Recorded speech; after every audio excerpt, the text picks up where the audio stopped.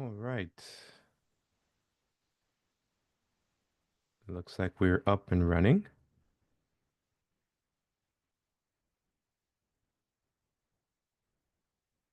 Hopefully everyone can hear and see me all right. Hopefully everyone can hear and see me all right. How you doing, Dwayne? And my hands up. How you going on? I can hear and see, though. It's good. Okay, great.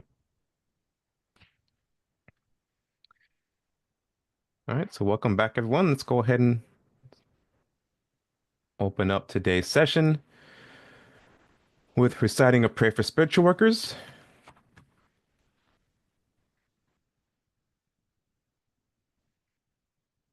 Prayer for spiritual workers.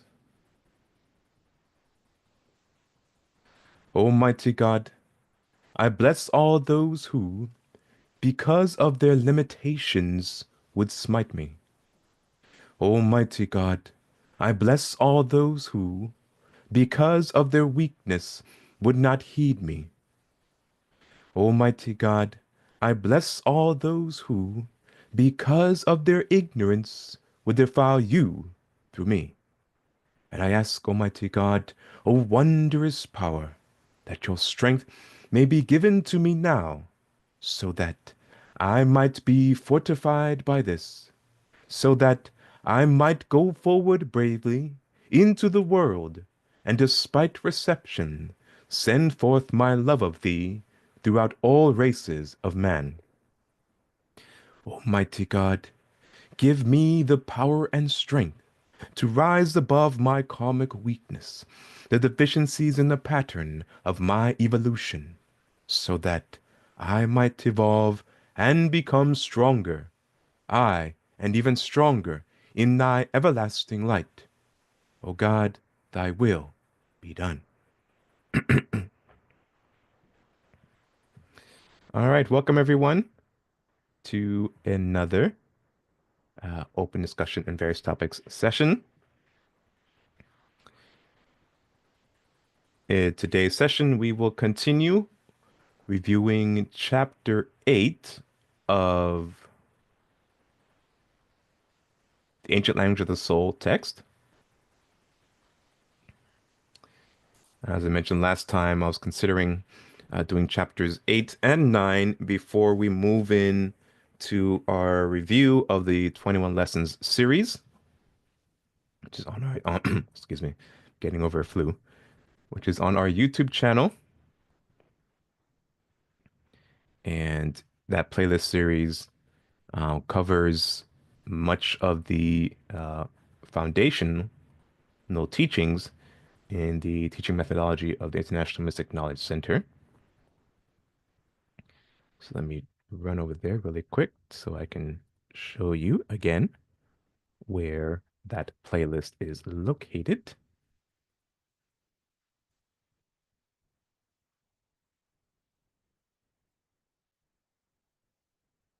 So on our YouTube channel, if you click on playlists, you will see, you scroll down a bit, right here on the right-hand side on my screen, it may be formatted a little differently depending on the device you're using to access the YouTube channel. There's a playlist here titled The 21 Lessons of Metaphysics, the Foundation of Mystic and Yogic Teachings. So what we're going to do is spend several sessions reviewing the first up to class 16. That's one, two. So all these videos here, class 1, class 2, 4, 5, 6, 8, 8-2, 8-3, 8-4, 8-5, 13, 14, 15, and 16. Spent a few weeks, several weeks actually, going over a transcript of these classes, as well as presenting any um, updated diagrams, illustrations, since these classes were given 11 years ago, and give everyone opportunity who were not able to attend those classes in person in the past to watch these videos and come back with any questions or comments you have about this series. There are other classes that we put in this series that we felt were part and parcel with a foundation in the Mystic and Yoga teachings, and you're free to view those classes as well and come back with any questions or comments you may have. But in this review series, we're primarily going to focus on the videos and classes of that actual series. So 21 lessons of metaphysics, the foundation of Mystic Yoga teachings, and those 16 classes, I think about maybe 20 or so videos are in that particular series. That will be moved to, uh, well, we'll announce that when I get there.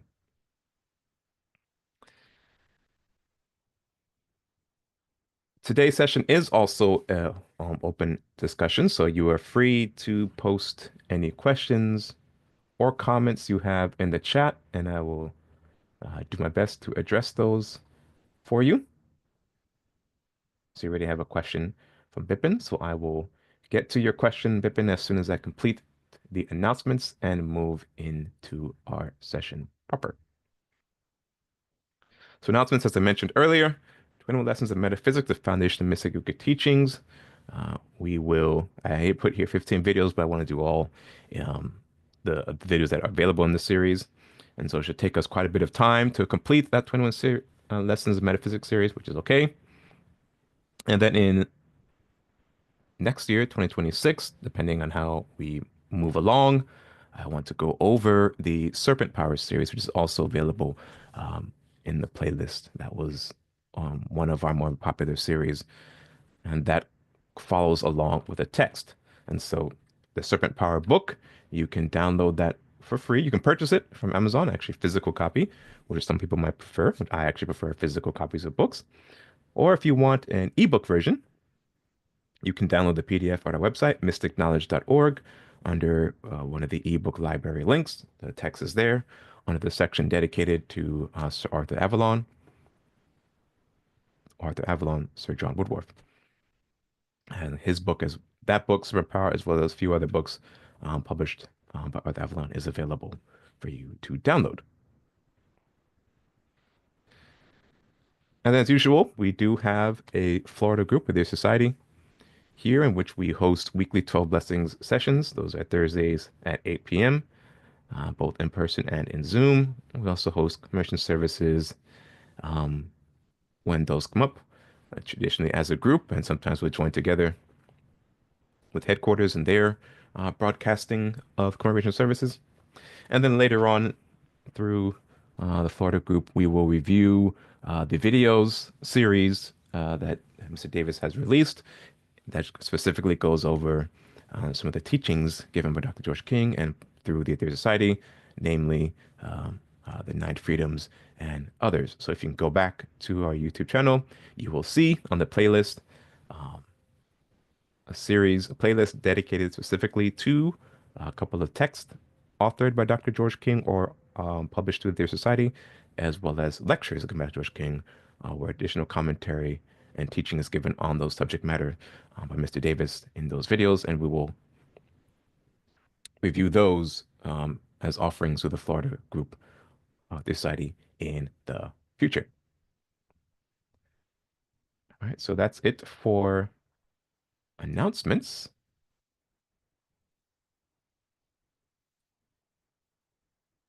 First question we have today comes from Pippin. You have to forgive me, guys. I'm going to be jumping back and forth between applications because I don't have my full setup with me today, but we'll make it work.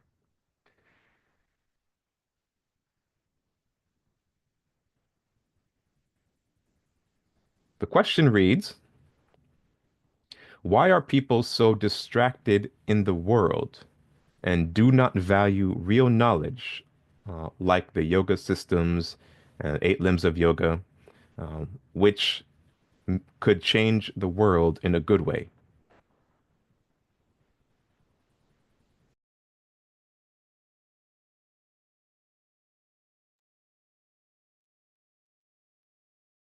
There's 100,000 answers for that, huh, Dwayne?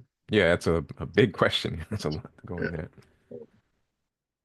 I mean, probably the main thing is that people are where they are, and they just, we have a very personal and selfish existence. So people tend to take care of their immediate needs, and they live, as the great ones have said, for thousands of years. You know, they they live in the great illusion, and a lot of the leaders of the world realize this, so they help to create illusions in order to keep them as servants to their cause and their aims and objects. So it's that's the way it is. The first two limbs uh, of the yoga, the first two limbs of yoga is yama and niyama. Yama means control. Control your thoughts in order to control your actions. And when you control your thoughts and control your actions, that means you would begin to predetermine your actions through your thoughts. And that makes you a thinking man. Because when you become an observant, you see the results of your thoughts and you see the results of your actions. So it forces you to predetermine your actions through your thoughts. Don't just get on autopilot and do things. The second limb is niyama. Niyama is to observe God in everything, become the observer. You already became the observer in order to control your thoughts and your actions. But now you go to the next limb and you begin to observe nature, observe the laws of God, observe God all around you, and realize that there's only one life in the universe. And that one life expresses itself through trillions and trillions of other life forms. But all of us are subject to divine laws. We're subject to a parameter, a framework of living, a framework of movement, a framework of serving each other, because each one of us are the servant of each one. We live in order to let others live, whether those beings are below us or higher than us.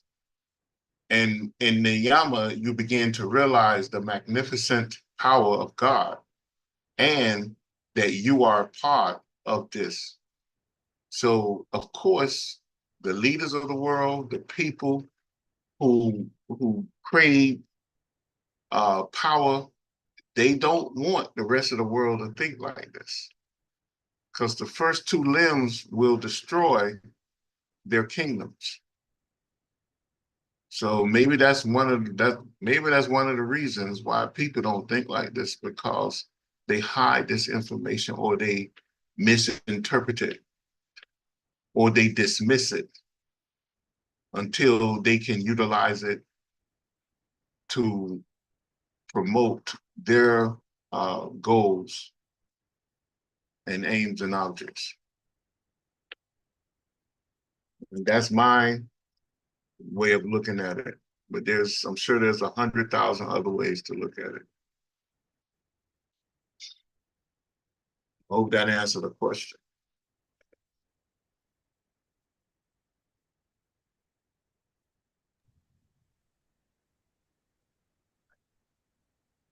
Bippin, your question reminded me of lecture and transmission.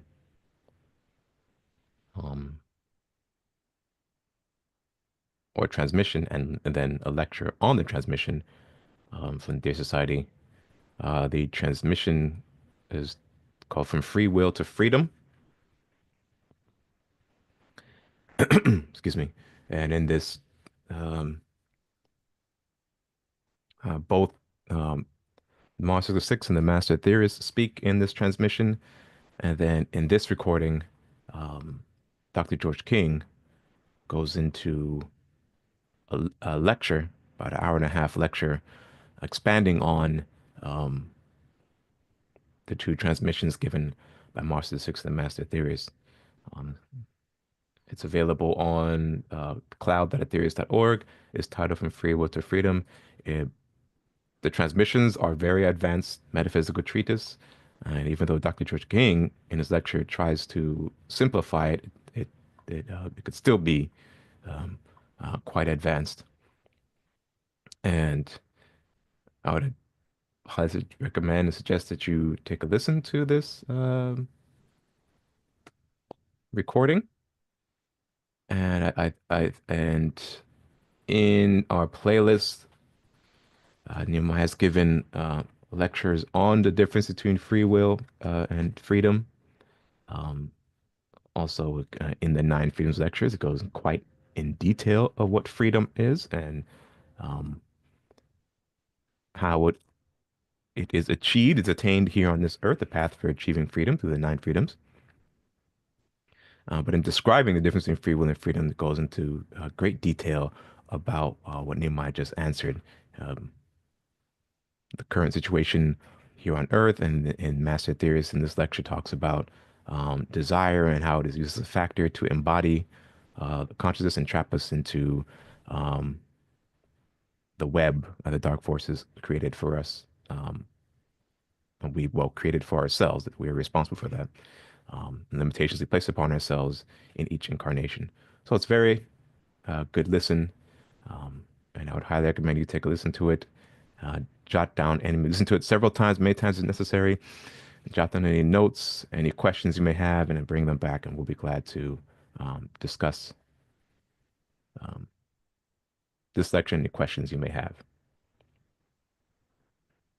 There are several others here that I recommend lectures, and we can actually go, or maybe something I'm just thinking about now, but probably be cool to do is to, create curated playlists of, I mean, they have some here, like on subjects on enlightenment and so on and so forth, of lectures um, given by Dr. George King, even some um, transmissions that we feel will be beneficial to you, to all of you, would help you in specific subjects, understanding like enlightenment, mantra, prayer energy, so on and so forth.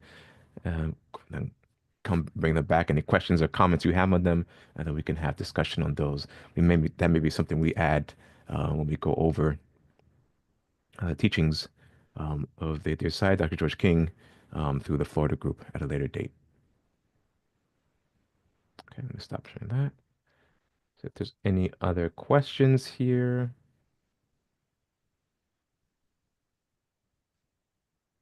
All right, so again, you guys are welcome to post any questions or comments you have in the chat, even though we'll be looking at um, ancient language of the soul today, and probably um, through this open discussion platform a couple of Sundays in this month. 'Cause I do want to finish chapter 8, and I would like to touch on chapter 9. So, what are those chapters? Let's go to page 14. Chapter 8 is a look at cosmic energy, prana, and chapter 9 introduces the chakra system. Now, the chakra system, as laid out in this text, is broken up into two parts. Part one, excuse me, I'm sorry, it's the chakra system, and then part two, Mr. Davis goes into the Nadi system. Um, and I wanted to use this as a lead-in to the 21 lessons series. But as I was reviewing all this, um, One, I've already read through the entire book in uh, the audiobook series, the Friday audiobook series. So that's available for everyone to go back and listen to. So I don't want to go over that again. So I think I'll just do chapter 8 and then leave chapter 9 for everyone to go back and review on their own. Since I've already read through the entire book, you can find that playlist available on uh, a YouTube channel. And then any questions and comments you may have, because we are going to touch all of these subject matter again in the 21 lesson series, but in the lecture format. So you have this book, Ancient Language of the Soul, the Mystic Knowledge of Mantra, the Ancient Science of Manipulating Subtle and Gross Pranas through Sound Vibrations. You have the prayer book, which I also did I read the entire prayer book anymore? Or did I just read? I think I read the entire prayer book.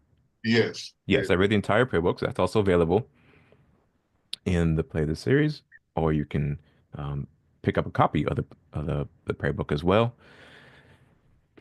And you have all the previous lectures. So all of that together will greatly benefit you as you in your studies. But then as we continue on and go back over the 21 lessons, those lectures, a lot of information from those lectures are found in the book, and what could not be expanded on in the lectures is expanded upon in those texts. So you're more than welcome um, to watch those videos where I read out the text. Welcome to pick up a copy of the text, read them, study them, come back with any questions and comments you have. But for the next couple of Sundays, I will only do chapter 8, and then from chapter 8, move into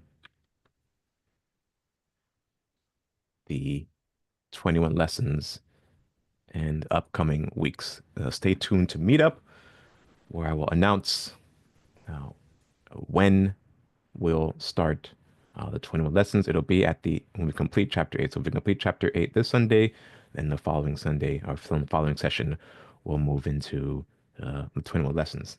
If it takes me a couple more Sundays to finish chapter 8, then we'll move into the 20 lessons after a couple Sundays. But still feel free to post any questions you have, and I will get to them as I jump back and forth between the text and the chat window.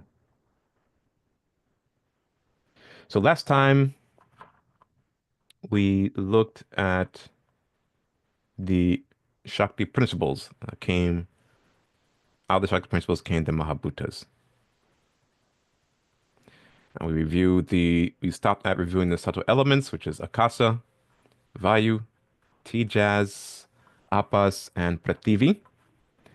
And so we'll continue looking at the Mahabhutas, and then that'll take us to the next section. We'll look at the solar level of Shakti or Prana.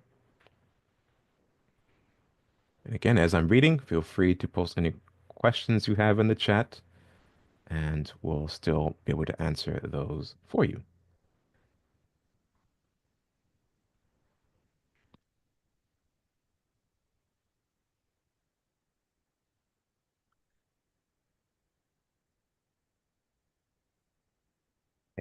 These Mahabhutas, is what the Nada wave and Shakti principles use for the building blocks of creation. The Shakti principles are like four infinite planes of existence that the Mahabhutas are built upon. The Shakti principles allow the supreme Mahabindus to manifest themselves as a massive point of concentrated Shakti, excuse me, and Nada sources of power that projects this Nada and Shakti power as countless life forms in all different types, forms, and shapes into countless realms of existence.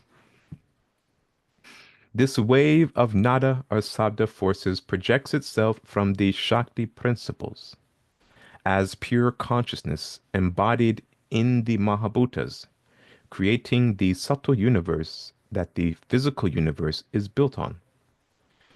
Within this all-pervasive nada consciousness of Shakti power, there are the Mahabindus, which are the centers of compacted, concentrated points of nada and Shakti power that we call galaxies, solar systems, suns, planets, and moons. All these celestial bodies are supreme points of consciousness that split their consciousness up into countless parts and serve countless souls. The solar level of Shakti or prana. The ancient Tantric yoga philosophy tells us that the sun is the major source of this universal supply of prana for our solar system. This mighty being known as the sun receives this all-pervasive cosmic energy from the Absolute and radiates it throughout the solar system and galaxy. The ancient text describes the sun's radiating quality, excuse me, of being a huge aura of tattvic matter, extending from the sun, engulfing the whole solar system, and even extending outside the regions of the solar system. This tattvic matter is the result of the sun issuing a great sonic vibration that permeates its immediate surroundings and extends out, modifying itself as needed. This tattvic matter that extends from the sun is like a huge solar plasma field that all the planets exist within. This tattvic matter is a mode of motion that is created from the central impulse, which keeps matter in a certain vibratory state. This tattvic matter has 5 distinct modes of vibration, which mirrors the prana and gives a vibratory motion to the prana. It must be understood that this tattva matter is only a modification of prana itself. This prana is radiated from the sun by a sonic vibration that's issued from the sun every 32 minutes. In this sea of tattvic matter, that which gives life to the 5 vibrational modes of motion. The solar logos level is the mighty sun. There is little that we can say here except to try to describe what our feeble minds can comprehend of this. As I briefly explained above, the sun receives this prana from the universal supply of cosmic energy, the Absolute, God. The mighty sun then acts as a pulsating instrument for this cosmic energy, prana, radiating from the Absolute. The sun then releases a sonic vibration every 32 minutes that radiates his prana from itself, creating this huge wave of solar substance that vibrates everything that is within its aura and pathway with this pranic substance as it moves on its journey through the galaxy.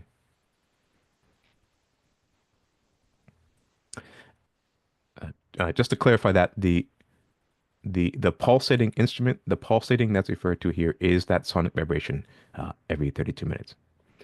As the sun rotates on its axis and moves through the galaxy, it creates a huge magnetic environment that holds the other celestial bodies within its orbit.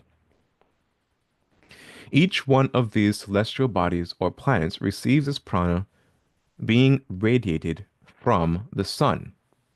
In return, the planets send a percentage of this prana back to the sun and the other planets within the solar system. In radiating prana, the sun brings about a modification of it through the rotational movement and deliverance of the prana.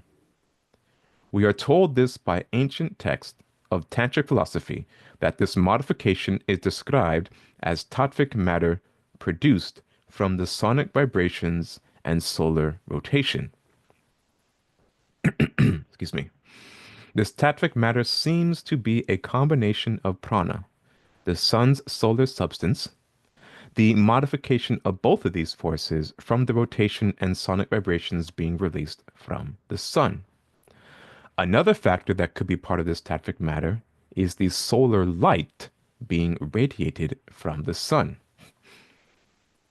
The ancient tantric text suggests that this tattvic matter from the sun has 360 tattvic rays or degrees being radiated from the sun. These tattvic rays build itself up and arrange itself in various forms and create various energy signatures that allows levels of life expression such as planets, moons, vegetation on the planets, animal life on the planets, and humanoid life on the planets.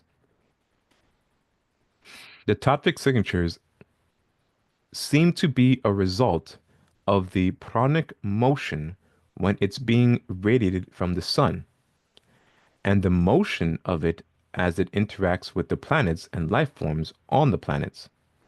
The tattvic signatures seems to be affected by the lifespan of these pranic signatures. By lifespan, I mean the measured time units of the pranic motion as it moves from one energy pattern to another. There are five major motions that continues to repeat itself and create a perpetual motion that have long-term effects on the manifested energy patterns or energy signatures that is radiated from the sun and live in the sea of tattvic matter or solar plasma that surrounds the sun. This solar plasma responds to the following rotation patterns and movements. One, number one. One is the constant rotational motion of the sun as it radiates the prana or cosmic energy towards the Mother Earth and other planets. Two, another motion is the movement of the sun through the galaxy or the rotation of the galaxy through the universe, which has a repeated effect on the energy patterns. Three, the third perpetuate motion that would seem to have an effect on the energy patterns is the rotation of the planets around the sun. Number four, the fourth perpetuate motion that we most speak of because it directly affects our immediate energy patterns is the rotation of the Earth, creating the north and south energy patterns, which defines the positive and negative flow of energy. And number five, the fifth perpetuate motion that affects the energy patterns of the life forms here on Earth is the rotation of the moon as it orbits the Earth. These energy patterns dictate and highly influence all other energy patterns within the sea of the solar tattvic matter, solar plasma field, which includes the directional flow of this cosmic energy. Also, this sea of solar tattvic matter that radiates from the sun influences the general natural quality of this cosmic energy. Let me see if there's any questions. No? In order to truly understand this subject, we must realize that the sun's presence extends far beyond its physical manifestation. This solar logos, the sun, has a physical manifestation and its subtle physical manifestation that extends hundreds of millions of miles from the sun's physical manifestation. All the planets orbiting around the sun exist within this subtle physical manifestation, which is the solar plasma field, or the sun, or in Sanskrit terms, the solar tattvic matter of the sun. Now, each one of the planets has its own tattvic signature patterns and expresses these tattvic patterns according to its position within the sea of the solar tattvic matter. What do I mean by this? Each planet has its own cosmic energy configuration, which is based on where the sun gave birth to that planet or the position that the planet took within the sea of the solar tattvic matter upon its incarnation and the orbital journey it takes around the sun during its incarnation as the sun makes its journey around the galaxy's central sun, or rotational pattern it takes around the sun. The rotational configuration of each planet within the solar system produces particular qualities that creates hundreds of energy patterns that places certain pressures on the life forms within this sea of solar tattvic matter to define the tattvic limitations that makes up their physical and subtler manifestation. The physical scientists would call this prana and tattvic matter subatomic particles if they were able to recognize existence because of the tremendous subtle power demonstrated by these mighty forces. Excuse me. The topic strings of matter seem to have intelligent signature patterns that give and maintain life to various energy forms. In the Serpent Power book, written in 1919 by Sir Arthur Avalon, Sir John Woodruff, he describes these tattvic strings of matter as 360 tattvic rays that link itself with the etheric body of man through the chakra system. It describes the 360 tattvic rays as separated into three unequal groups, and each group as two unequal parts that is embedded in the chakras. The three groups of tattvic rays are governed by the vibrational modes of motion brought about by earth, fire, sun, and moon. Each one of these groups has two unequal groups of tattvic rays that embed itself in the chakras. The earth or fire tattvic rays embeds its rays in the base of the spine chakra and the sex chakra. The sun tattvic rays embed its rays in the solar plexus chakra and the heart chakra. The moon tattvic rays embed its rays in the throat chakra and Christ chakra. Excuse me. These strings of tattvic vibrational signatures assist in slowing down the cosmic energy, prana, within the chakras to allow various denser degrees of manifested energy patterns or forms that the soul can use as tools of self-expression. Sir Arthur Avalon also described the chakras as the points of consciousness of I, the soul, which is the self-expression of the spirit, and the I am, the spirit, the divine spark of the absolute, or God. This is described as the bindu of the chakra, the point of the all-knowledge space, or the door to the soul, and the link to the spirit, the all-in-all, the absolute. The Serpent Power book goes on to explain that 360 tattvic rays also have a devic presence with each rave. With each ray. Devas assist in manipulating tattvic rays that are embedded in the chakras. The energies that the devas use in order to manipulate tattvic rays within these chakras are the cosmic energies that have been conditioned by mind substance radiating from the manifested life form of the chakras in question. The thought forms and actions of each individual create a karmic signature that expresses energy patterns that serves to place limitations on its manifested portion of life. The devas are loyal servants of the lords of karma.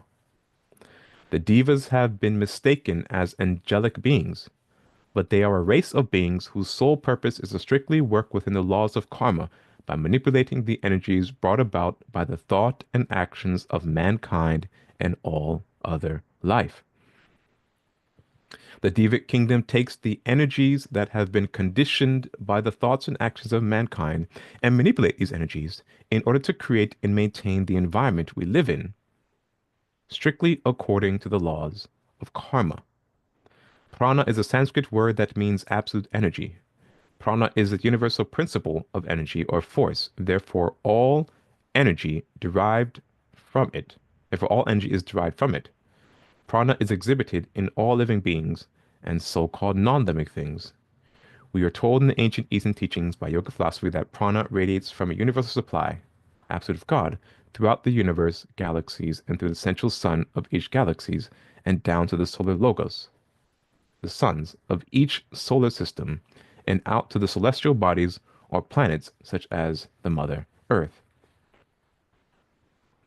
Within this all-pervasive pranas or cosmic energies that radiate from the absolute God, these pranas are expressed as the five modifications of cosmic energies, which is known as the five major pranas, in Sanskrit terms mahabhutas. The outpour of these mahabhutas from the absolute starts from the involution process by subdividing into these five mahabhutas. These five major modes of motions within prana, mahabhutas, are described as the central impulses which keep matter in a certain vibratory state. The mighty sun, being the central impulse of our solar system, sustains all life in the solar system with these pranas that radiate through it from the Absolute. Each prana has a certain quality and is vibrated from the mighty sun every 32 minutes. The mighty sun releases the great and holy sacred word, the AUM. This word is the creative sound of the solar system. The sun releases this holy sonic vibration every 32 minutes. The quality of this word encompasses all power and all quality of sound. When this creative sonic vibration is released from the sun, it carries with it the five major pranas that are radiated throughout the solar system and beyond. The five major pranas, in Sanskrit term known as the Mahabhutas, carries the following Sanskrit names to describe the etheric qualities of the pranas. All right, let me see if there's any questions.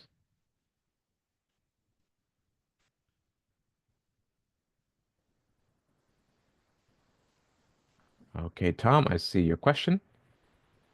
And let me finish table 7, and then I'll pose your question. Table 7, Mahabhutas, Sanskrit terms and brief meanings. So we have the Mahabhutas on the left-hand side. First, we come to Akasa. Its nature is sonoriferous. Sonoriferous. Its realm is ether. Type of motion is space. Its quality is etheric and sound.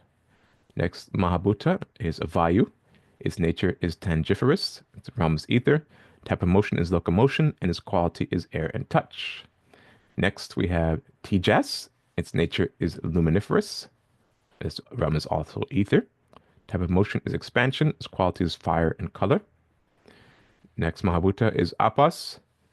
Its nature is gustiferous, also the etheric realm.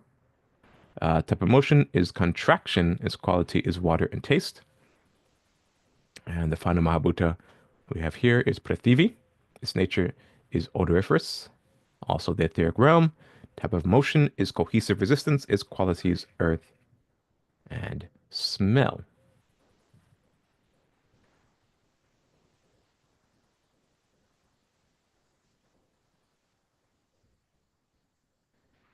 All right, so Tom's question here states, what can we do if we don't want someone's aura to connect with us and we know they are evil, but we cannot avoid them due to work?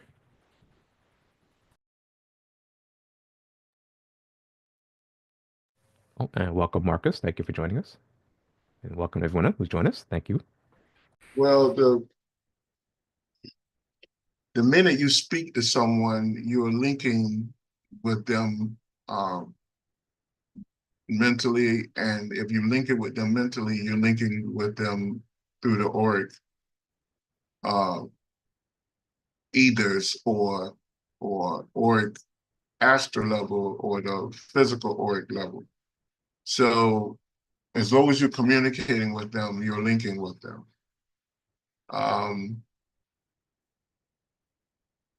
The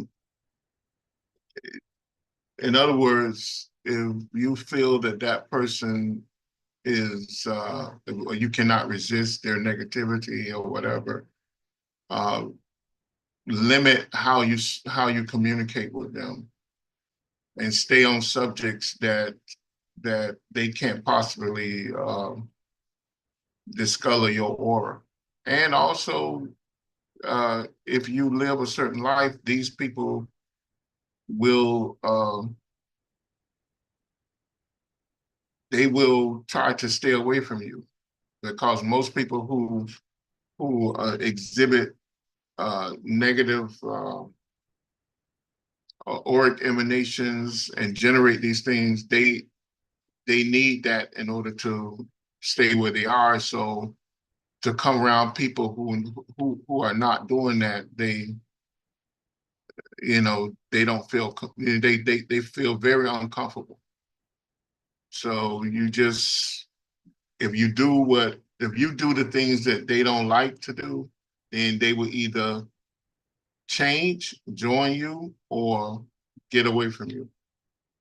And that's the law. That's just that's one of the laws of karma.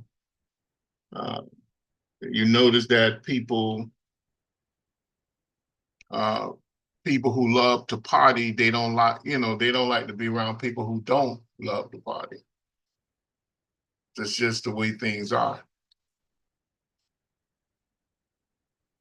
So my advice is to limit your communication with those type of individuals.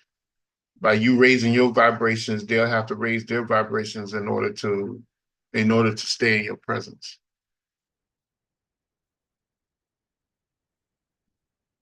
And that's just simple physics. Someone who likes a cold room and you turn the heat up, they're gonna leave. It's as simple as that. I hope that answers your question.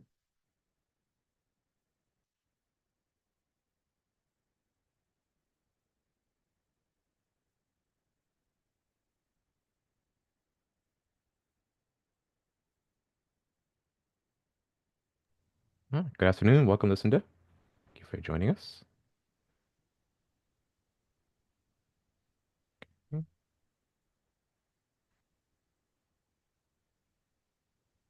And that last table you read, the win, Uh-huh. that this not the final copy, is it? Is that the final copy? No, I don't think so. No, because there's comments and edit marks in this one. Oh, okay, because I Yeah. think this table actually came from Nature Final Forces. Yeah. Yeah, this isn't the final copy. This is just the only PDF version I could find on my computer. Yeah.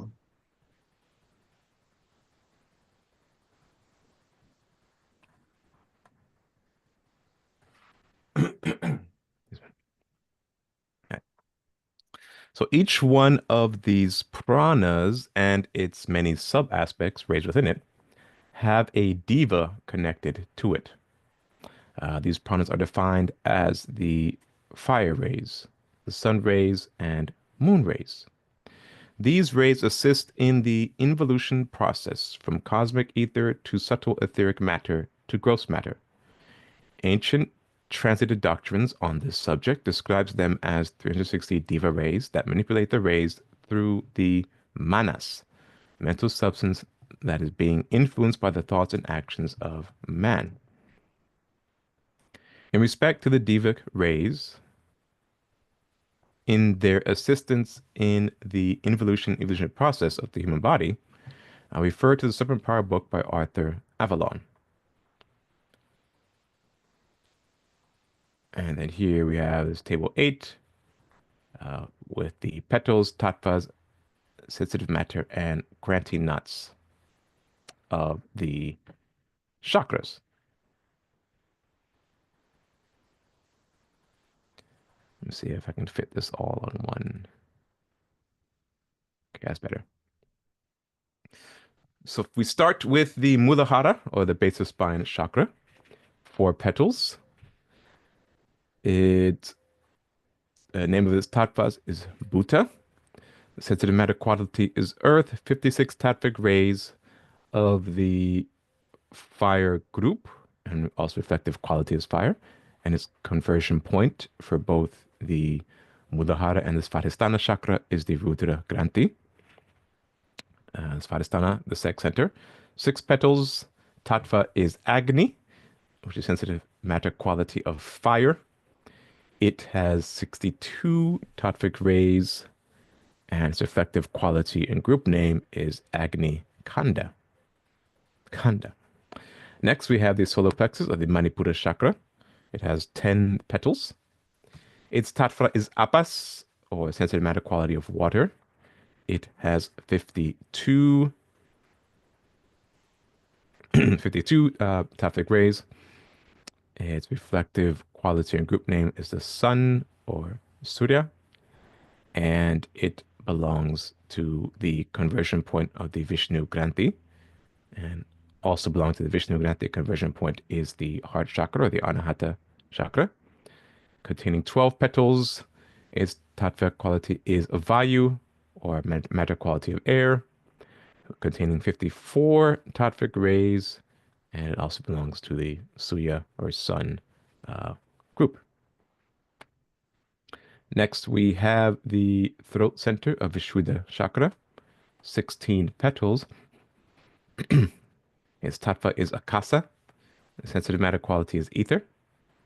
The number of rays of tattvas is 72, and it belongs to the group of the moon or Chandra, and the conversion point is the Brahmagranthi. And also belonging to the Brahmagranthi and Chandra group is the Christ chakra or Ajna chakra, the Christ center or Ajna chakra. It's two petals. Its tattva is Manas. Its sensitive matter quality is mind. 64 tattvic rays. And again, this group is the moon or Chandra and Brahma Granthi. It's a total of 50 petals and 360 tattvic rays.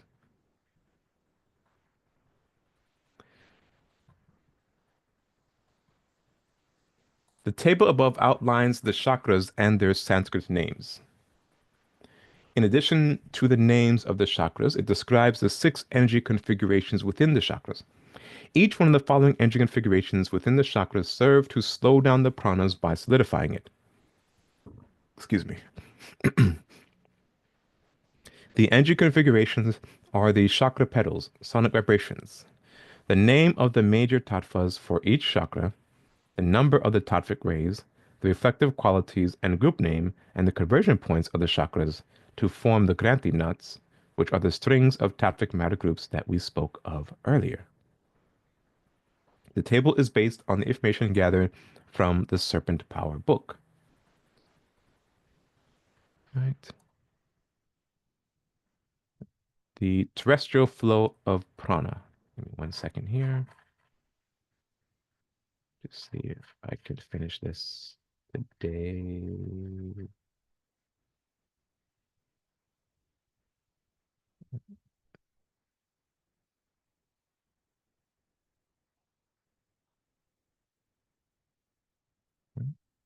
I may not be able to finish all of this today. That's okay.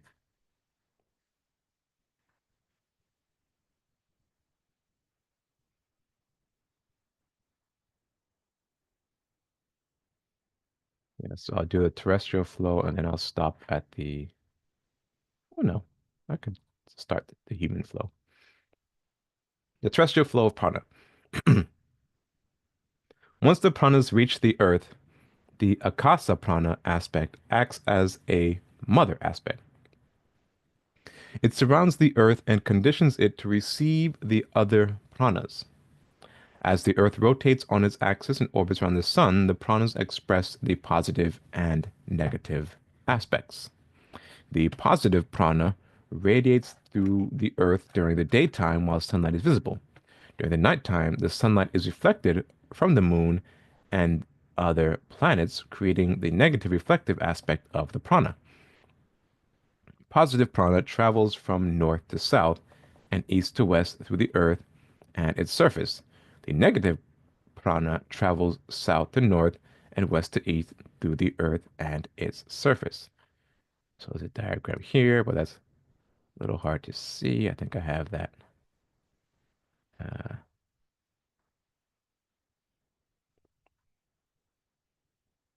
Let me zoom out so I can get the whole diagram.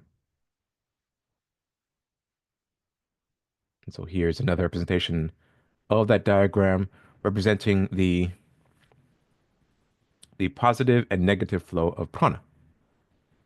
So you see here in the blue that the positive flow of prana travels east to west and north to south. And in red here you have the negative flow of prana travels west to east and south to north.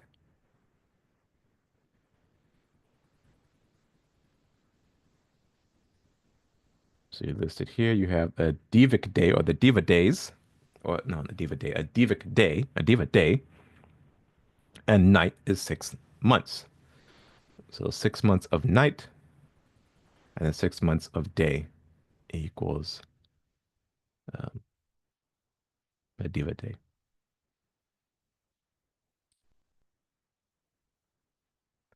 Okay. I don't know if this collection of handouts is in the shared folder, um, but we should see this again, or we'll get to this again in the 21 lessons series.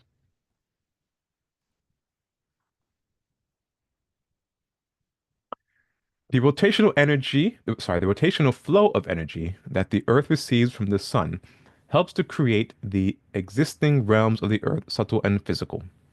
From this, all life on Earth was able to form and feed off to sustain their life. The prana develops two centers of action of gross matter that assist the soul in forming the human body. The centers of action of gross matter gather around the northern and southern centers. The northern center develops into the brain, the southern into the heart. The point at which positive and negative pranic radiation converge or form which they appear to diverge is the central line. The central lines are also the shushumna. The positive prana, which travels in a right direction, and negative prana travels in a left direction, together creating neutral flows of prana called shushumna. This is a good place to mention that in several of the ancient tantric texts translated in the last 100 plus years, um, it is stated or described the heart region as the original base vortex center or chakra. This means that the heart chakra represented the original plane or realm of existence that mankind lived and worked from. Now, let me explain this subject a little further. The flow of prana or cosmic energies on the surface and inner core of Earth actually describes the realms of existence. Each concentration of flow of prana produced from the Mahabindus manipulates the Nada Shakti powers that are radiated from the sun, creating the various realms of existence. The earth collects Shakti power and builds it, excuse me, and builds its subtle and physical realms of existence through the manifestation of several forms of cosmic fire brought forward from the logos of the earth. The physical aspects of this and some of the subtle physical aspects can be seen in nature every day. The plant life collects sunlight using this power to extract the raw minerals of the earth, turning it into nutritional substances that are used to nourish the animal and human life. The plant life also manufactures oxygen and releases it into the atmosphere. At the same time, it absorbs the carbon dioxide from the animal and human life. This process helps to build, form, and maintain life on Earth as we know it. The radiation of the sun, or from the sun, heats up the ocean, turning a portion of it into steam, releasing large quantities of water into the atmosphere to create weather patterns that produce various qualities of life throughout the Earth. So, table 9, name of chakras, Mahabindu regions, and its realms of existence. Oh, sorry about that. Here we are. So we have starting from the top, going down, Sahasrara, Sahasrara, uh, the crown center. Seed measures the AUM is 1,000 petals. Next, we have the Ajna chakra, or the Christ center. It stands of its Mahabindu region. It's the name is Rudra, or moon. Its Bija is OM. Number of petals is 2, or the perfected realm, or Tapoloka. Actually, yeah, that should be separated there. Number 5, Vishuddha, or the throat chakra. Its Mahabindu region is the Rudra or moon. Excuse me. Its seed mantra is HAM, containing 16 petals, and its realm of existence is the Janaloka or casual. Next, we come to the Anahata chakra, or the heart center. Its Sanskrit name is Vishnu, or sun. Its seed mantra is YAM. It has 12 petals, and it belongs to the Maharaloka, or balance realm. Number three, Manipura chakra, or the solar plexus center. Sanskrit name is Vishnu, or it's Mahabud. The Mahabindu region belongs to the Vishnu, or sun region. Its seed mantra is RAM, contains 10 petals, and its realm is the Swaloka, or the subtle. Next, we have the Svanistana chakra, or the sex center. Its Mahabindu region is Brahma, or earth.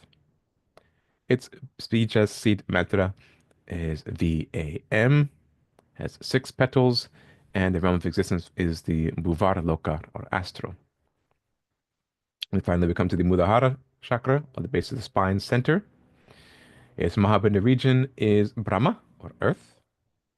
Its Bija, or seed mantra, is LAM. It's 4 petals, and it belongs to the Bu Loka, or physical realm. Where Yes. that is the root chakras belongs um, on the base and Yeah. steps. So I think the editor messed that up, Yeah. but yeah, it's not Brahma. Brahma Brahma is is up here. yeah, Brahma's Brahma, not the earth. Yeah. yeah. Yeah. Rucha actually means earth or deep into the earth, Mm-hmm. because when the heart chakra split, it it split in order to bring consciousness to the physical level, because already the Adamic man were they were adepts, so their bodies were physical and etheric. So when uh, so they had to go and use the elements in the earth in order to create the physical and astral realms, because the astral realms did not exist. Mm-hmm. So they actually tell you that in the Vedas and in the ancient teachings, they talk about Rutra, and they talk about that the planes that were existed, they extended uh, hundreds of miles into the earth, Mm-hmm. which describe the hells Mm-hmm. Mm-hmm. that the Meldic man actually had to be reborn into. Yeah. So that makes sense putting Rudra below the heart center because that's literally Yeah, where it yeah, belongs. Yeah. yeah. So that's why the element X had to be extracted from from the earth, from the surface of the earth, and go deep down into the layers. What they call the fountain of youth, Mm-hmm. which limited man's cycles of life here on earth, which allow him to age.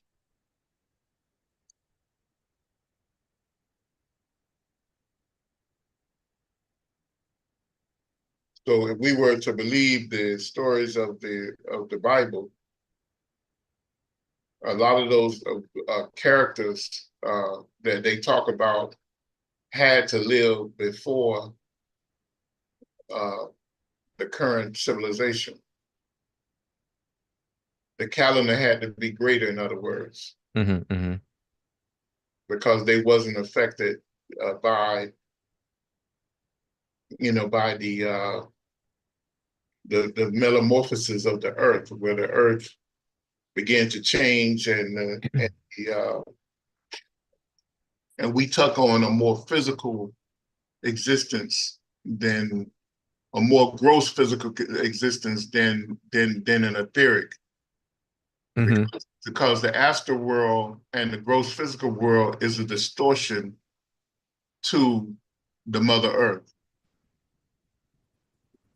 Because the Adamic man had moved far beyond that, so she gave them an environment that they can live and grow in on the higher realms.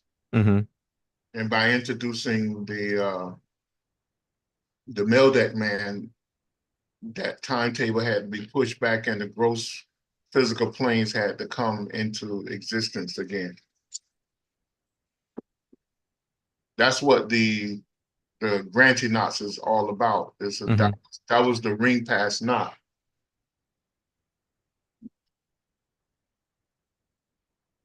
So the ring pass knot is composed of the Granty nuts, or the Yeah, Granty knots come together and make up the ring pass knot. the Granty Knots, the Granty Knots is the resort of the ring pass knot Hmm. Hmm. placed around the earth.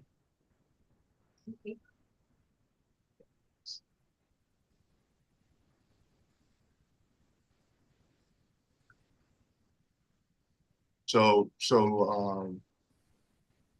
the physical realms, the astral realms, all of that is actually part of the ring pass knot. Hmm. Hmm. Hmm. And of course, the Granty knots, the Nadi system, even the lower chakras, all of that is a result of the ring pass knot.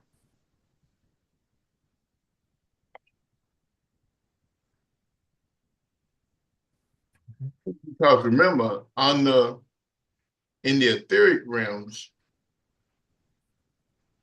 even the animal kingdom could advance. You know, even the animal, a person can choose to, by law, a person can choose, or individual can choose to break the instinctive realm of consciousness, totally being supported by the devic realm, and come into a level of self-consciousness and move forward in any body, because the body itself doesn't matter as long as the consciousness is is self-aware. You understand? Hmm. But Senator Kamara and company, they had to so much frame and create the parameters to allow us to guide our consciousness because of the crimes that humanity did, that it moved into this level where where we had which the human body is probably the best body, as Dr. George King said and other cosmic masters said, Hmm. to make your development in, but it's not absolutely necessary, you know. Right. And that's why you have the stories of of these so-called prehistoric animals or dragons or whatever come, and they were intelligent, because most likely they did not come from this earth, or they took on those forms in order to protect vital areas of the earth Hmm. during those times.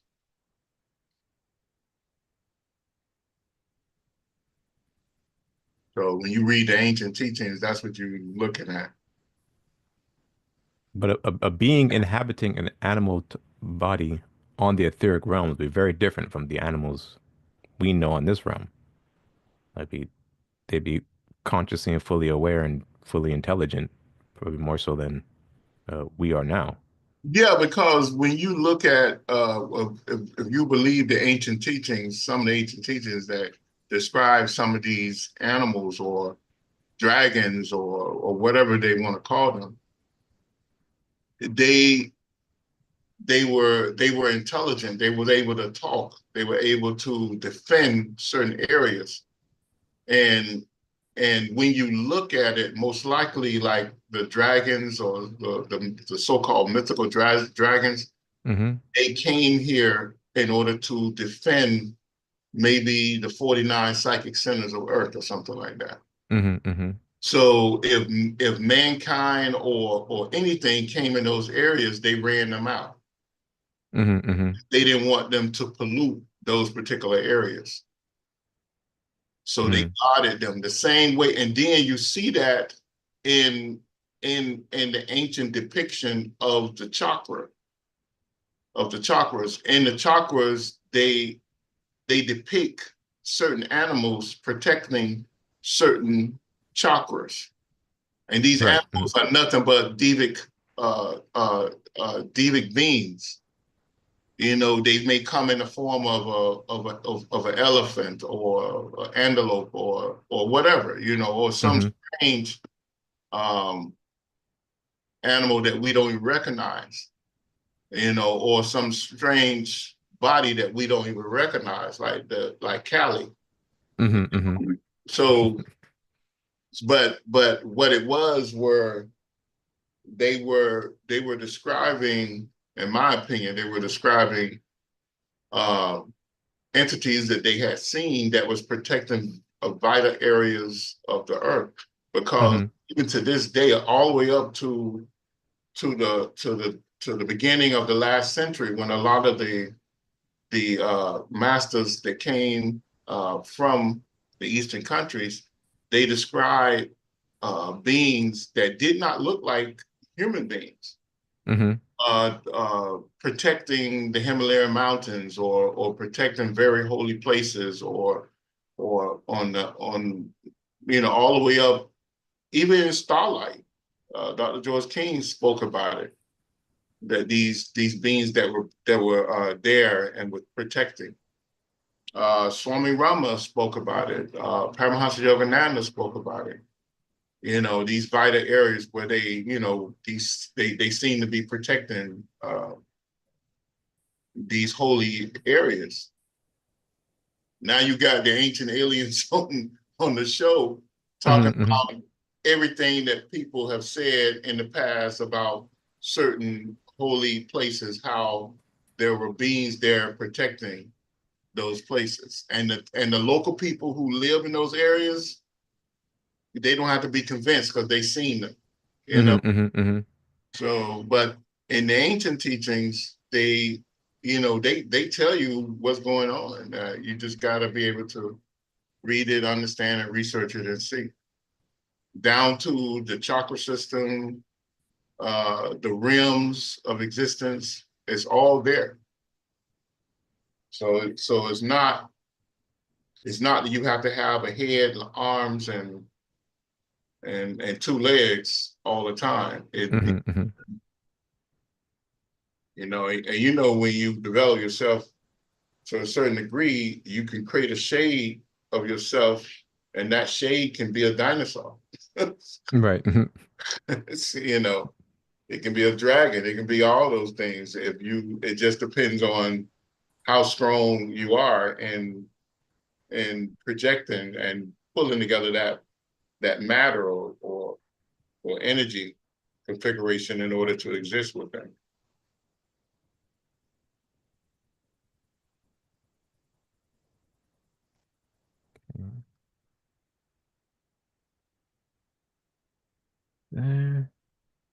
Good afternoon, Janelle. Thank you for joining us. Let's see. There is a channel called John St. Julian Baba Wanyama. Does a lot of great things for Tanzania, but has certain harmful teachings also, wild things about the moon and stuff. James, I'm not familiar with that uh, channel or that individual, but there are many people who Not many people. There are many dangerous teachings out there that you have to be very careful of. Um, in the Metaphysics 101 series, I did the transcript for the first 30 minutes of class one and class two. And at the end of the transcript for class one, Nehemiah goes over the importance of developing our discrimination. And excuse me, and emphasizes that point as part of the motivation for the way that he teaches, and part of the reason why he offers um, his teachings is to help us uh, to develop our own internal litmus test, so that when we come across um, other teachings out there, we'll be able to determine, through our discrimination, what is right and proper teaching, what is harmful and dangerous teachings. Yeah, it's not hard. It's you just got to follow the laws, the rules. You know, the number one rule is harm no one. It's Hmm. no harm to no one, consciously or unconsciously. So if someone is promoting that in any kind of way, then you need to stay away from them. And I talk about the limbs of yoga and the nine freedoms, because I honestly think the limbs of yoga correlates with the nine freedoms. The nine freedoms are just given in a more modern way, Hmm. and it gives the cosmic uh, concept to the limbs of yoga. It goes beyond letting us know where we're going. The limbs of yoga take us only to the sixth, only to, or really only to the fifth freedom. Ascension, No, it's cosmic cosmic consciousness. consciousness. Yeah. And it prepares you for ascension, which is the sixth freedom. But the nine freedoms take you all the way to the ninth freedom. But uh, you have to be careful about people who give you certain things without rules, without talking about karma, without giving you a real strong foundation to certain practices and philosophies and techniques. If they give you a technique, they need to give you a lot of information about that technique and how to use it, what to do, what not to do. So that's where your discrimination come in at. And remember, we we breathe because of the plant life here on Earth. The plant life exists because we breathe out carbon dioxide. The plant life also give us food to eat, clean food, pure food. The plant life also give food to the animals that some people decide not to be vegetarians, but to be meat eaters. If the cows doesn't, if they don't eat, you can't eat the cow. You can't even have milk. You can't have cheese. So everything helps everybody else, even though whether it's right, wrong, or whatever, our very existence is to serve, is to be of service and to sustain life all around us. Every part of your existence contribute to your environment. So when you have people introducing things to you that do not do that, then you have to call it into question. You know, now you can in your environment you can move to rise above the environment, but what does that mean? That mean that you will become a contributor to the environment. Because if you stand above or behind something, then what are you doing? You're still feeding that. The same way the sun feeds the earth, the same way the planets feed the earth. You know, you become the background power for that. And because you've been there, you can see it and describe it better, and you could tweak it to help the people behind you. Because still your existence depends on them. And I think in the Nine Freedoms, they go into I think it's in Solar Existence, it's telling you about transmigration that was part of the ancient Vedas and all the ancient Upanishad books to transmutation, which how we supposed to transmute all our actions. So that's something to think about.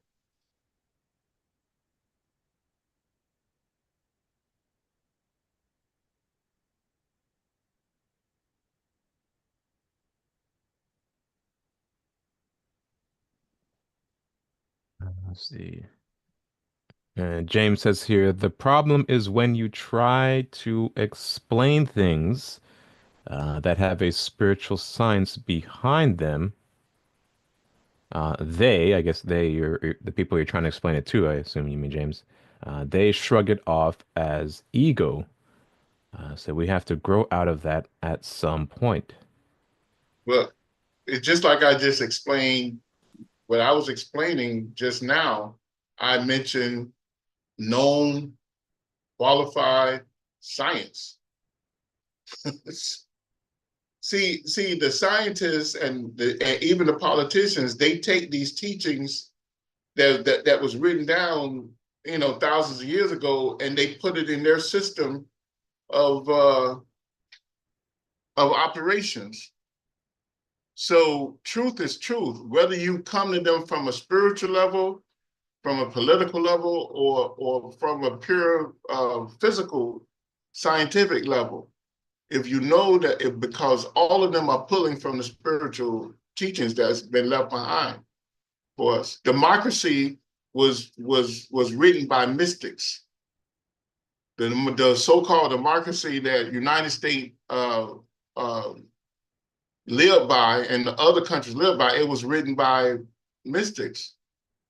A lot of those politicians were known Rosicrucianists. They were known to be mystics of either the African descent or the Greek or some of the European who learned from the Indians and the Africans and the Greeks. So only thing you need to do is go look at their symbols, go look at their structure.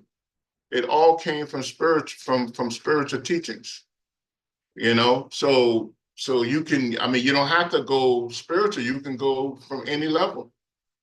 The laws of thermodynamics came from where? It came from Buddha. It came from Jesus. It came from these ancient teachings. You know, uh, most of the laws and things they use today came from these teachings. When you look at the periodical chart, came from the Eastern and African and Greek teachings. Which is the five elements.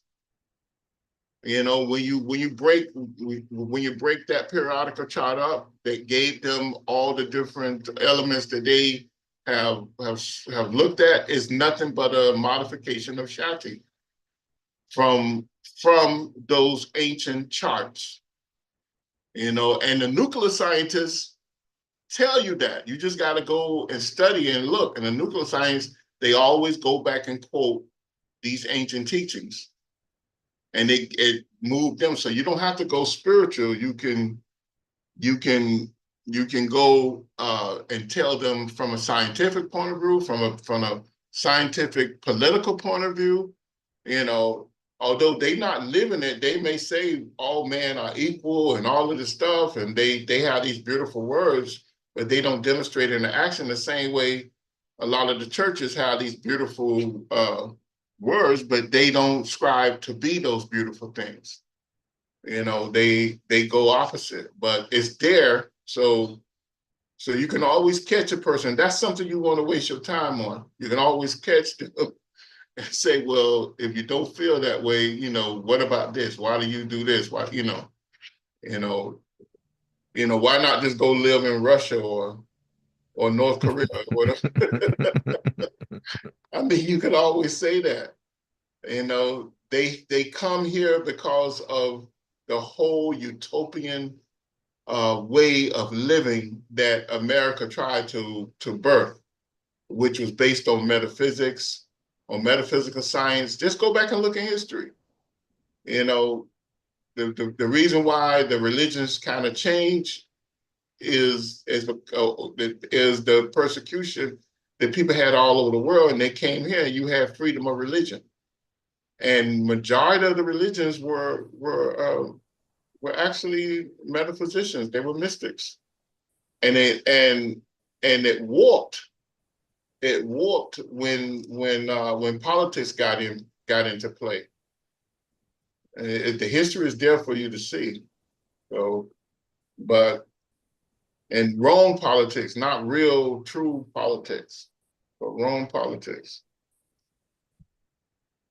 So if you have friends or people you want to bring on, you just got to guide them. And let me tell you, it may take years to have to before they come to a realization. But sometimes you got to meet people where they are. They may throw their shoulders because a lot of people turn their back on religion, and Mm, I understand that, because of because they write down something and do the exact opposite. hmm. They have no roadmap to become better, to become good.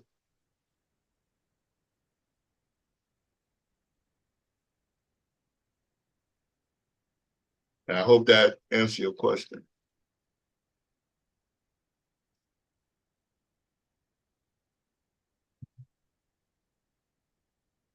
So I will stop here at the human flow of prana. It's about 109, seven more pages, six, seven more pages, 6 pages. I'll be able to finish that up next time. And let me see, did I go through this entire? I don't know the last time I wanted to talk about this collection of handouts. This is some class, oh, given almost 10 years ago. April, May, June. So almost 10 years ago. How it was part of the how-to series. That was another series that we had. I think that also got no. I think that was given. The how-to series was given after the 21 lessons. But uh, this series was talking about this class in that series was talking about the manipulating of prana and subtle cosmic energies. I think I wanted to cover this before we go into 21 lessons, but as it was given in the past, the how-to was given after the 21 lessons, which makes sense because you need the foundation first before the application. So I'll save this until after we finish the 21 lessons, or maybe as an accompaniment to the 21 lessons. So I will not cover that um, before the 21 lessons. And there are a couple of other handouts here that follow along with the text in the book. So this look at the chakra system was going to go along with chapter 9, which introduces the chakra system, and then chapter 10, the Nadi system. But I think that's discussed in that Friday playlist series. So in that series, when we were reading the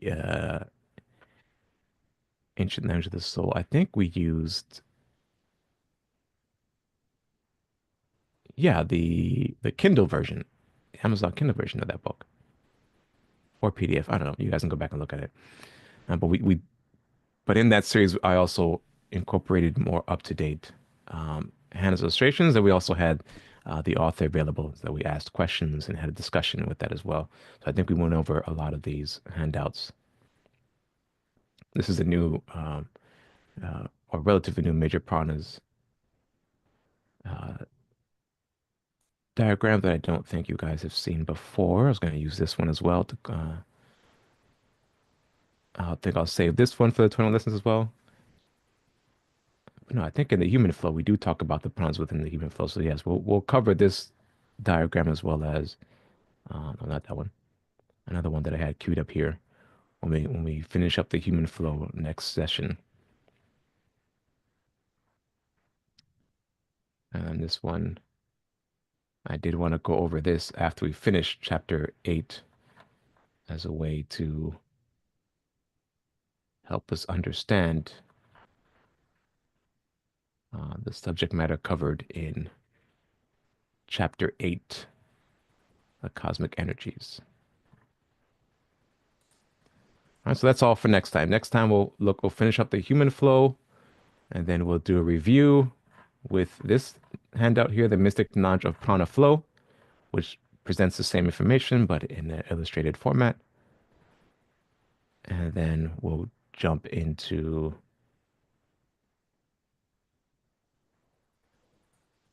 we'll also look at this one here, which will go into a bit illustrates the information talking about the human flow of prana in the last section of chapter 8.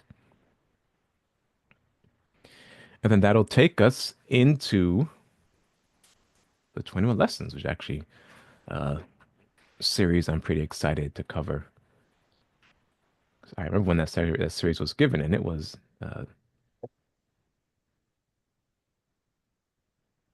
a lot of fun 11 years ago, 10 years ago.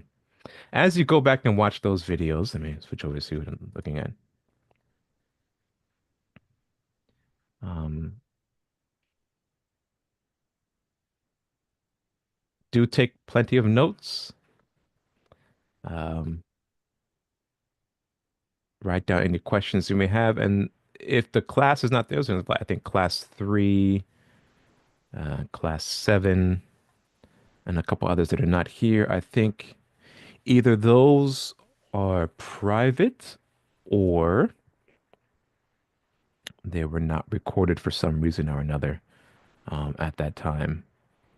Maybe equipment wasn't working, or most likely they're probably private. And like 10, 11, 12, either those are private or they just weren't recorded for whatever reason. I'll have to go back through the original files and see if those are locatable. If they're private, then you can send us an email requesting access to that. And if granted, I will allow you access to it. But do email us from the account which is associated with your with the YouTube, so that you can go back and view it. If not, then I'll announce later on as we go through these classes whether or not those videos are even available or private. But begin going through these classes. Take down your notes, take down your questions, and I would like to um, have quite an in-depth discussion going over these 21 foundational lessons of metaphysics. And then from there, the goal is to move into more advanced metaphysics, such as the serpent power and others.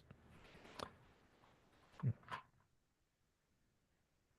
right, so that's all I have for today. See, do we have any final questions or comments before we close out?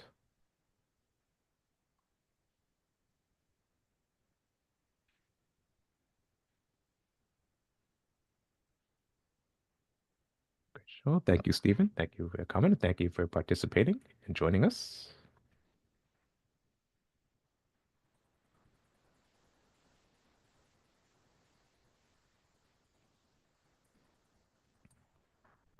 And do remember to, if you have the chance, hop on over to and subscribe to Ethereus Cloud. I'm giving you guys quite a bit of work today, aren't I? So cloud.ethereus.org, these how this um, service houses most of the available lectures and what do they call it? Transmissions. Oh, sorry, transmissions given by and through Dr. George King. And I'd welcome everyone to, if you're able, it looks so different because I'm currently on my account right now, but when you subscribe to it, you'll give an access to all the lectures. You can go by uh, a curated playlist here on the left-hand side, which has different subjects, God, the meaning of life, intuition and psychic powers, and those show lectures that they have chosen to fall under the categories.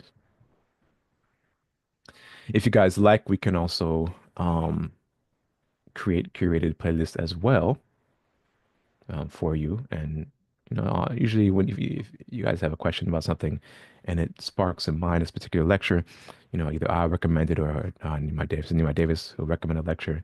But we can also create curated playlists of these lectures for you as well. And then in future, I want us to go over and study a lot of these lectures, but also to take a look at. Let me go back to this playlist here. I mentioned earlier, Teachings of Sri Yogariji George King, and there's that playlist here. And there's also the Study of the Nine Freedoms by Dr. George King. There's a dedicated playlist to the Nine Freedoms here. So in these lectures, Mr. Davis went over um, several of the same lectures that Dr. George King gave and answered a bit questions or went a bit deeper on those subject matter. You're absolutely welcome to go over this playlist as well as the corresponding lecture given by Dr. George King. And in future, we will um, offer additional classes on those lectures and teachings by the Theory Society, most likely through the Florida group, or if not the Florida group, then continue offering them through International Mystic Knowledge Center. We'll work out those logistics later, and I'll let everybody know how we're going to structure and offer it. All right, so if there are no further questions or comments, let us. Can you tell me, Tom asks, can you tell me about a book to learn about Rome's politics? Now, do you mean that from a civics historical point of view or from a mystic um, point of view, Tom?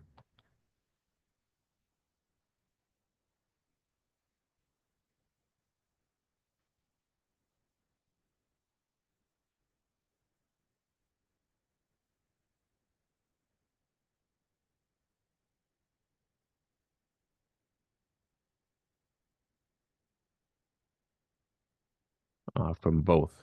Okay.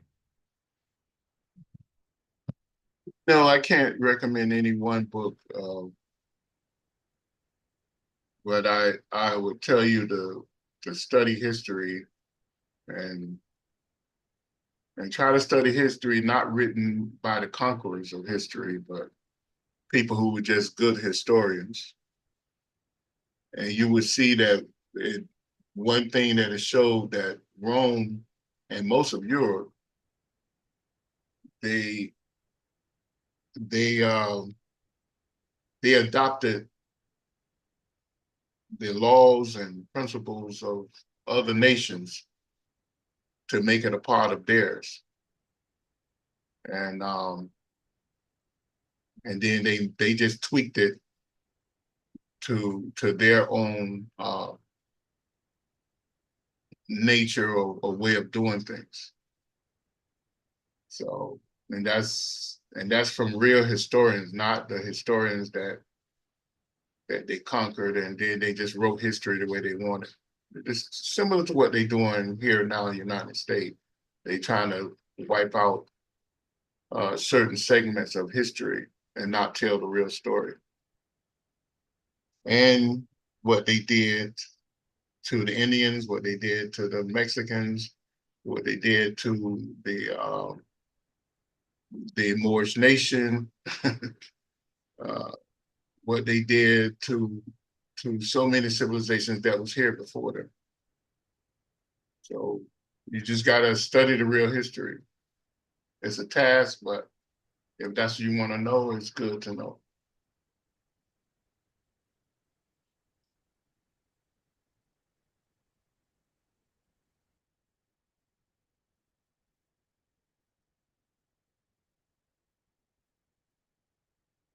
I do remember.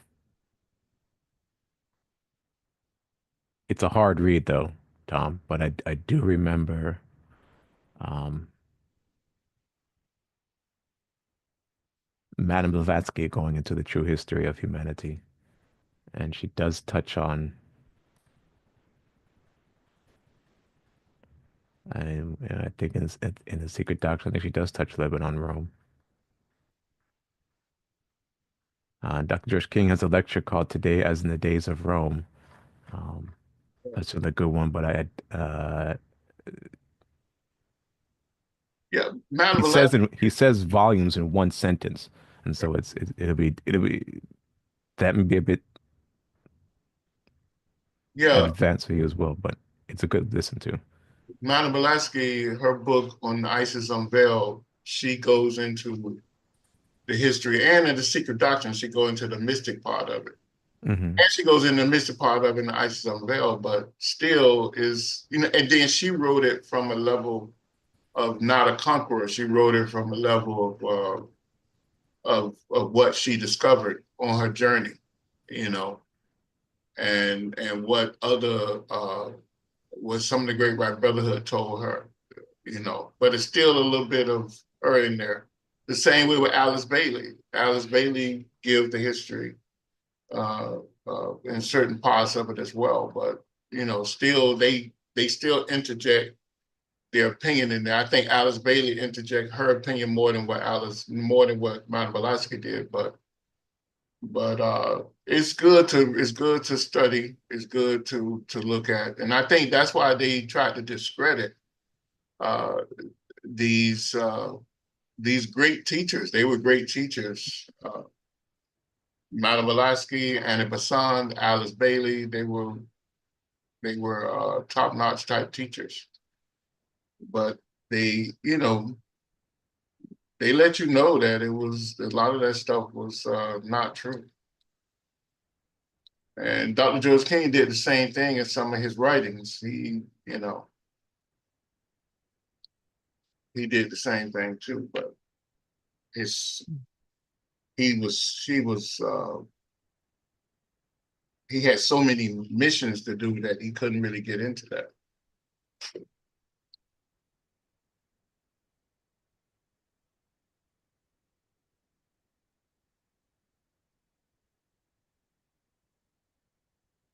Yeah, but if that's what you want to study, just go and read those books. And there's plenty other books out there too that you can read on those things. It's hundreds.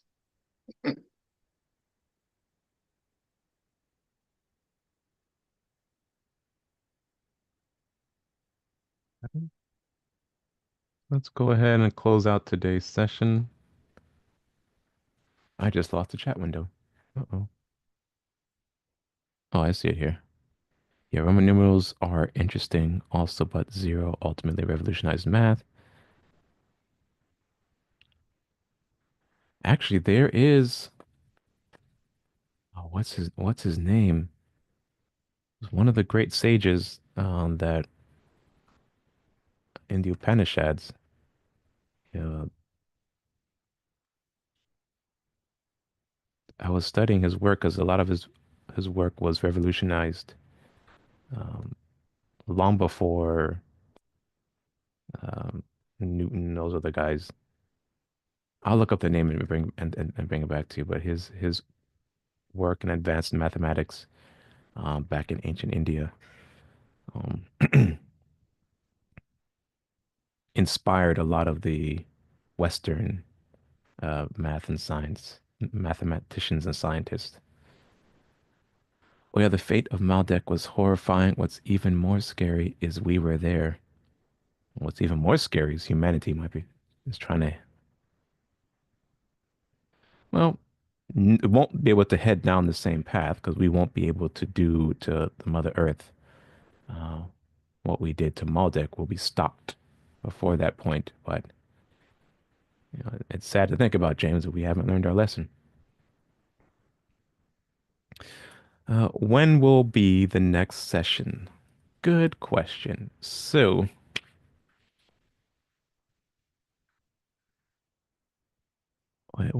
Easter is when? When's Easter Sunday? It's the 20th?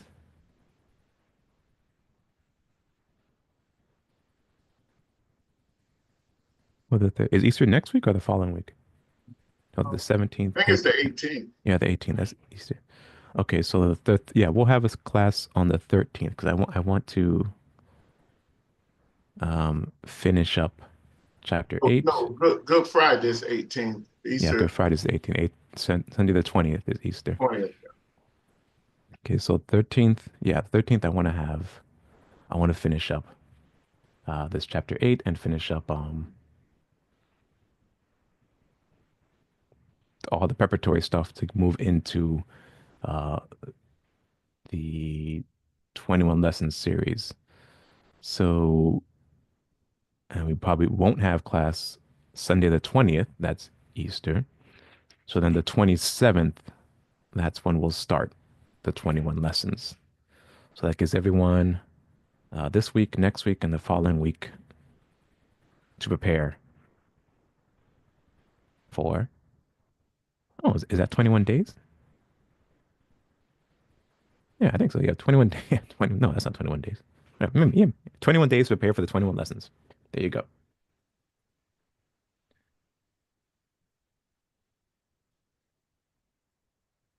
All right. If there's no further questions or comments, let's go ahead and close out with reciting the New Lord's Prayer.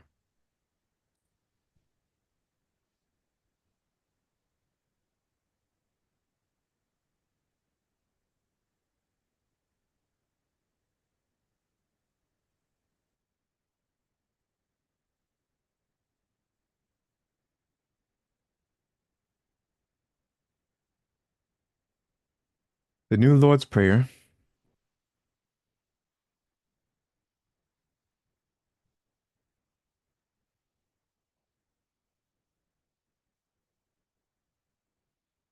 O divine and wondrous Spirit, O everlasting Lord of hosts, send forth now through me thy great and lasting power.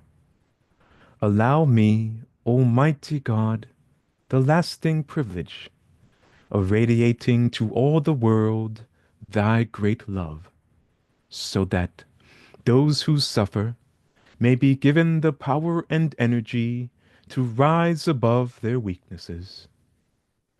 Almighty God, in great humility do I ask you to send forth your power, to give to me this great lasting privilege of being a channel, so that my suffering brothers may be helped and guided and healed and lifted into thy light, so that they who know not may look up, and in doing so receive to their higher selves your divine counsel. Almighty God, this day have you granted me a divine privilege. I ask you now to give to me the strength, so that never again will I turn from my inner vision of you. O great peace, great peace, great peace. In praise of your greatness, O God, doth my soul sing, granted energy to sing on forever and forever.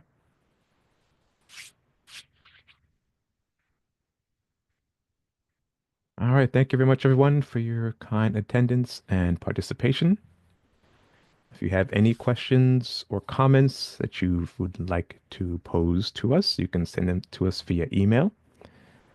Uh, you can let us know in your question if you'd want us to respond privately or if you're okay with us responding publicly in a subsequent session, and let us know, and we can respond to the question um, in a public setting for us to benefit everyone else. Again, next session will be on the third Sunday the 13th, next Sunday. No class the 20th, Easter. And then we'll come back the 27th and we'll start with the 21 lessons, uh, covering the 21 lesson series. All right. Thank you everyone for your questions and participation. We'll see you next time. Have a wonderful week. Take care.